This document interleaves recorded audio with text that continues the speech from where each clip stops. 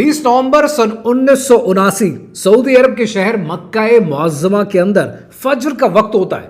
50,000 से ज्यादा ज़ायरीन मस्जिद में मौजूद होते हैं और फज्र की नमाज की तैयारी कर रहे होते हैं। ये लम्हा, ये दिन मुसलमानों के लिए अहम होता है तारीखी एतबार से, क्योंकि ये वो दिन है कि जब मुसलमान अपने इस्लामिक कैलेंडर के मुताबिक सन 1400 का आगाज कर रहे होते हैं। 1399 खत्म हो रहा होता है। और ये दिन इसलिए अहम है क्योंकि कहा यह जाता है इस्लामिक एस्केटोलॉजी के अंदर हर बदलते हुए 100 साल में बिलीफ को और फेथ को रिवाइव करने के लिए एक मुजद्दिद आता है।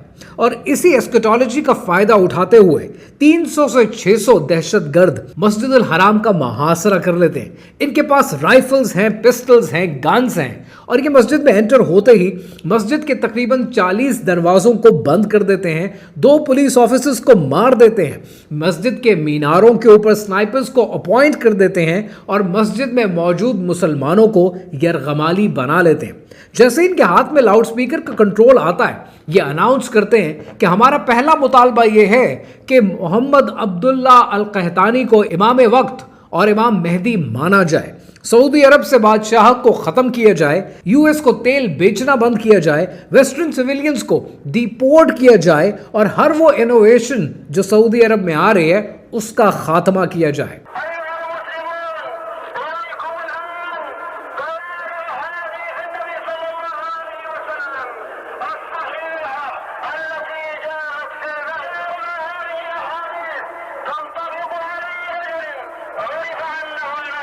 ये वो दौर था कि जब सऊदी अरब के अंदर मस्जिद अल हराम की कंस्ट्रक्शन का दौर जारी था और ये तामीराती काम बिन लादेन ग्रुप अंजाम दे रहा था।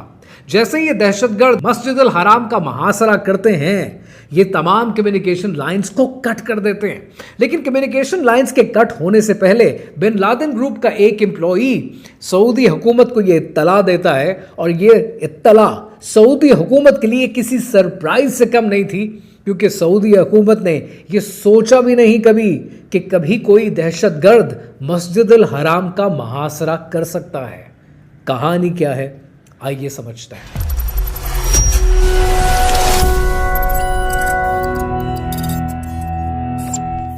सऊदी हुकूमत के लिए इस मौके पर रिस्पांस देना एक इंतहाई मुश्किल अमल होता है, क्योंकि इस दौर में सऊदी हुकूमत के क्राउन प्रिंस फाहद अरब लीग अटेंड कर रहे होते हैं तुनीसिया में। सऊदी अरब के प्रिंस अब्दुल्ला जो कि नेशनल गार्ड्स की कमान संभालते हैं, वो मोरक्को में होते हैं। So third in line prince सुल्तान को ये सारी कोऑर्डिनेशन करनी पड़ती है। जैसे ही सऊदी अरब की हुकूमत ताने बाने जोड़ने की कोशिश करती है, पहला नाम जो उनके सामने होता है जिसके लिए मुतालबा किया जाता है कि इन्हें इमाम मेहदी माना जाए, उस इंसान का नाम था मोहम्मद अब्दुल्ला अल कहतानी। और ताने बाने जोड़ने में जैसे ही वो कामयाब होते हैं, उन्हें ये समझ में आता है कि मोहम्मद अब्दुल्ला अल कहतानी वो इंसान है कि जिसका भाई जोहिमान अल उतैबी एक बद्दू है और वो अक्सर सऊदी हुकूमत को टारगेट करता है, उनको तनकीद का निशाना बनाता है, कभी करप्शन के नाम पर, कभी बेतहाशा दौलत के नाम पर और कभी वेस्टर्न इन्फ्लुएंस के नाम पर। जोहिमान अल उतैबी एक ऐसा बद्दू है कि जिसने जय्यद उस्तादों से और प्रोमिनेंट स्कॉलर्स से तालीम हासिल की होती है, खास तौर पर शेख अब्दुल अजीज इब्न बाज से, जो बाद में ग्रैंड मुफ्ती भी बने।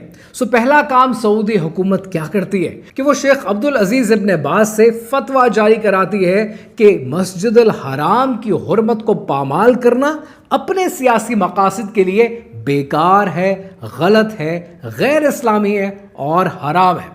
लेकिन साथ ही साथ सऊदी हुकूमत ये प्लान करती है कि मस्जिद अल हराम की हुर्मत को पामाल होने से बचाना सऊदी हुकूमत की जिम्मेदारी है। लिहाजा वो पहला काम क्या करते हैं, वो एक रिस्पांस प्लान करते हैं और इस रिस्पांस के लिए ministry of interior 100 security officers को मस्जिद की जानिब भेजती है। लेकिन दहशतगर्दों के पास हैवी आर्टिलरी और हैवी मशीनरी मौजूद होती है, जिससे इन 100 सिक्योरिटी ऑफिसर्स को भारी जानी नुकसान होता है। सऊदी गवर्नमेंट एक रीइंफोर्समेंट को प्लान करती है और इस रीइंफोर्समेंट के लिए वो सऊदीया की आर्मी और नेशनल गार्ड दोनों का सहारा लेती है और रीइंफोर्समेंट को प्लान करके एक और रिटेलिएशन प्लान करती है। और इस रिटेलिएशन के लिए सऊदीया की arm forces along with national guards मस्जिद अल हराम के 39 में से 3 गेट्स पर असॉल्ट लॉन्च करते हैं, लेकिन दहशतगर्दों के स्नाइपर्स उन्हें देख लेते हैं और एक बार फिर भारी नुकसान होता है सऊदीया की हुकूमत की इस प्लानिंग को। अब सऊदीया की हुकूमत अंडरग्राउंड टनल्स का सहारा लेती है कि किसी तरह इस टनल के जरिए मदद की जाए और मस्जिद अल हराम को बाजियाब कराया जाए इन नापाक दहशतगर्दों से, लेकिन इसमें भी कोई खातिर खा कामयाबी नहीं मिलती। तंग आकर सऊदी हुकूमत प्लान करती है कि लीडरशिप भी मुल्क में मौजूद नहीं है, हमें बाहर के मुल्कों से मदद लेनी पड़ेगी। लिहाजा पहला कॉन्टैक्ट वो फ्रांस को करते हैं। सऊदी अरब की पुकार पर फ्रांस मदद के लिए तैयार हो गया, लेकिन फ्रांस की मदद और इस पूरी कहानी में जो फ्रांस का रोल है, जब आप तारीख की किताबें उठाकर पढ़ेंगे तो आप ये देखेंगे कि मुख्तलिफ किताबों में मुख्तलिफ बातें हैं। कुछ ये कहते हैं कि फ्रांस ने कमांडोज भी दिए, GIS भी दिया, टेक्नोलॉजी भी दी, लेकिन मस्जिद अल हराम में सऊदी हुकूमत की मदद करने से पहले जितने फ्रांसीसी ऑफिसर्स थे वो पहले कन्वर्ट हुए, मुसलमान हुए और उसके बाद मदद की। लेकिन जो ज़्यादा प्लॉजिबल थ्योरी है, वो ज़्यादा प्लॉजिबल थ्योरी ये है कि फ्रांस ने कहा कि हम आपको टेक्नोलॉजी भी देंगे, आपकी मदद भी करेंगे, हम आपको लेकिन टेक्निकल और एडवाइजरी सपोर्ट देंगे। ग्राउंड पर ना हम आ सकते हैं और ना हम ग्राउंड पर मौजूद होंगे, लेकिन एक बात जो तय है कि ग्राउंड पर काम करने के लिए, दहशतगर्दों से मस्जिद अल हराम को पाक करने के लिए सऊदी अरब ने अपने बरादर मुल्क पाकिस्तान से राब्ता किया। सऊदी अरब के पाकिस्तान से मदद मांगने के पीछे बहुत से रीजंस थे। सबसे बड़ा रीजन ये था कि पाकिस्तान और सऊदी अरब के बीच में मिलिट्री टाइज थी। पाकिस्तान सऊदी अरब की फोर्सेस को काउंटर टेररिज्म टैक्टिक्स के ऊपर ऑलरेडी ट्रेनिंग्स प्रोवाइड कर भी रहा था। And at the same time कि जब शाह फहद ने कॉल की और जनरल जियाउल हक ने ये बात सुनी तो इमीडिएटली जनरल जियाउल हक ने SSG कमांडोज के एक फॉर्मेशन को तैयार किया और अर्जेंट बेसिस पे ये फॉर्मेशन सऊदी अरब और मक्का मुकर्रमा पहुंची। और वहां जाकर इन्होंने अपना यूनिफॉर्म नहीं पहना, इन्होंने जूते तक नहीं पहने और फौरन अपने मिशन पे लग गए।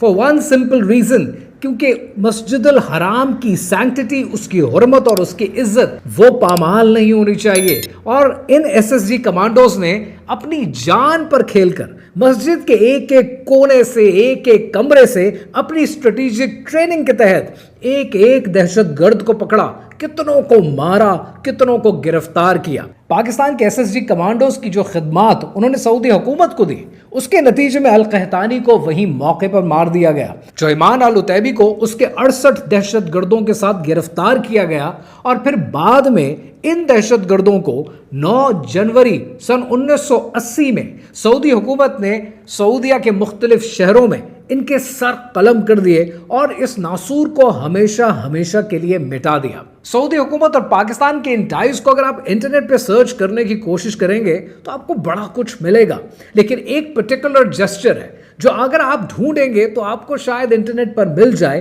कि जिसमें लिखने वाले लिखते हैं कि जब शाह फहद पाकिस्तान आए और पाकिस्तान आकर वो जनरल जियाउल हक से मिले तो जिस तरीके से उन्होंने जनरल जियाउल हक का हाथ पकड़ा और हाथ दबाकर अपने सीने तक खींचा, उससे अंदाज़ा होता है कि पाकिस्तान की खिदमात सऊदी हुकूमत के लिए किस कदर काबिल कद्र हैं।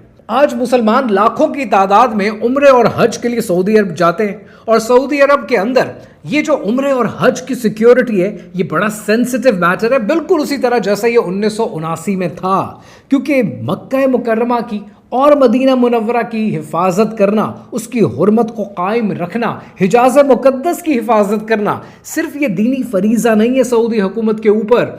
अगर खुदा न खास्ता इनकी हिफाजत में ज़रा सी भूल चूक हो जाए तो उसके सियासी नताइज बड़े दूर रस निकलते हैं।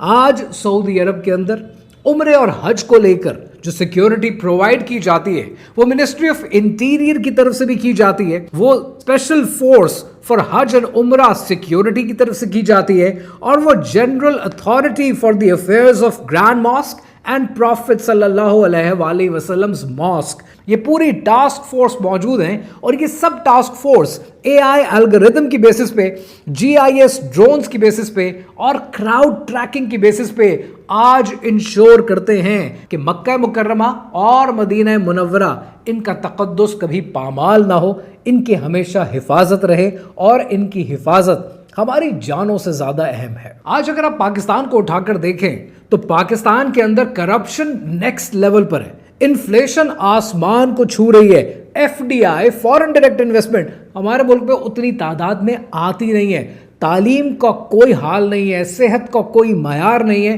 یوں کہہ لیجیے کہ پاکستان تقریباً ہر ڈپارٹمنٹ میں اٹس اے فیلئر. لیکن کبھی بھی آج دنیا میں امت مسلمہ پر کوئی آنچ آتی ہے نا تو پاکستان سب سے آگے ہوتا ہے, سب سے پہلے ہوتا ہے, اور پاکستان کو اس ڈپارٹمنٹ میں 100 میں سے 110 نمبر ملتے ہیں. ہر لحظہ ہے مومن کی نئی آن نئی شان, گفتار میں کردار میں اللہ کی برہان, غفاری و قہاری و قدوسی و جبروت, یہ 4 عناصر ہوں تو بنتا ہے مسلمان.